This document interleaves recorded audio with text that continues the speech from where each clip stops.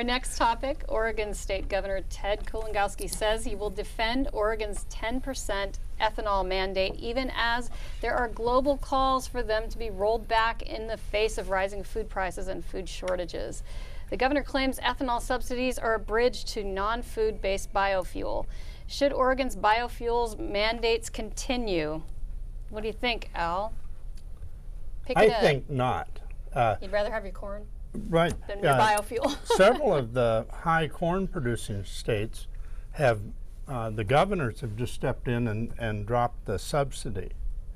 If the grower's growing it for food or for feed, then that's one thing.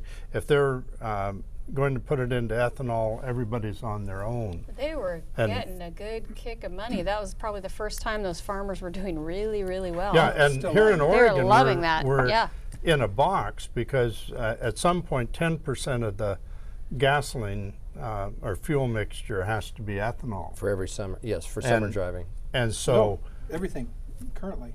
Yeah, it's the law. And I think the governor has kind of gone down the yellow brick road of environmental and green to the point where he's really off in never land on a lot of these issues. And what do? I mean, people do not like the fact that they have to buy something that may not be as efficient, that they have to subsidize an industry to get that 10%. And the question that I have not had answered, if you gave a farmer 100,000 gallons of fuel and you said that's to get you started, but we want everything that you run and carbon credits for what you use, can you make ethanol and do it efficiently enough that you'll never run out of that 100? That you could sustain yourself. Not with corn. No way. And they just can't do it yet. No, you can't. You're not going to be able ever to do it with corn. And so really it's kind of a fool's game to say, well, we're going to do this, but even if we could cut off all foreign oil, where are we going to get the oil that we need to make the ethanol? Well, one thing not a lot of people understand, though, is that the byproduct of ethanol production is a product that's used for grain, for feeding. And the byproduct of ethanol production is actually protein-rich livestock feed. And so that portion of the corn that's going for livestock feed anyway is not being hurt by the ethanol production. It's actually, perhaps some argue it's being enhanced. But you know, I've heard definitions of Salem. Salem's 35 square miles surrounded by reality. And and if we could only tap into the hot air coming out of Salem, I think we could solve a lot of our energy problems. But this is one where it's really, you know, the good intentions are butting up against the reality of the food crisis and the cost crisis and the energy crunch. And it's one of those things that looks good and sounds good on paper, but it doesn't seem to be penciling out. Yeah, it seems that on environmental issues, it's the one place that we as Americans, and most especially our politicians, can most easily get irrational quickly. There doesn't, with everybody else, with every other subject, there's a countermeasure in our politics of somebody pushing back saying, well, let's be reasonable and find some middle ground. But on environmental issues, you're some kind of fascist, or you don't care about the environment, or you want it all you're for pollution. If you stand in the way of any environmental idea that people dream up, and that's why these bills tend to move very quickly through the legislature. Somebody says, hey, we need biofuels, let's put a tax credit through and get this thing going, and it gets almost almost everyone votes for it. It sails through because no one wants to stand up and be the person who's for pollution or for big oil or whatever it is that you're going to get branded if you stand in the way of this. And unfortunately, as Mike said, a lot of bad policy moves too quickly. And Oregon's not the only state that passed these kind of mandates.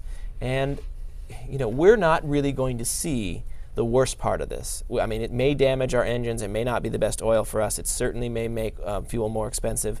But the real damage are the people who are going to starve to death on this planet because we're diverting food for fuel. And those people are far away, and there aren't a lot of television cameras, and so we're going to be quite blissfully ignorant of that. But what did you say last week? 20% of the corn production goes? 20. It's almost up to 30% of the corn production in this country going towards fuel. obviously we're not going to have a problem feeding ourselves. It's not about whether or not Americans are going to starve to death, although we are going to see prices go up. Oh, yep. But America is a net food exporter, and the more food we're diverting for things other than feeding people, it is down the stream of things. It is the poorest people on this planet who will either not get food that isn't made, or as the prices rise, it becomes difficult to feed people. I mean, the UN has already said with its budget, it's going, as prices rise, fewer people get fed. There are real consequences for making these, for getting too crazy on environmental stuff and not sitting down and having rational discussions and thinking things through before we move forward. Well, I think part of it also comes down to the lack of understanding in the general populace, because there are certain biofuels which make good sense. Biodiesel, for example, you can actually manufacture it out of things that you can't eat. Waste products. And waste products, exactly. Switchgrass is another one. 25 or 30 years ago, Melvin Calvin said that the milkweed plant, which grows as a weed in most of Oregon, which actually does quite well in harsh conditions where you can't grow anything else, you can actually get number 2 diesel for a very simple, and you don't need fertilizer, you don't need a bunch of stuff, it's a weed. Nobody wanted to listen to him because it wasn't economically feasible in terms of the oil companies wanting to do it.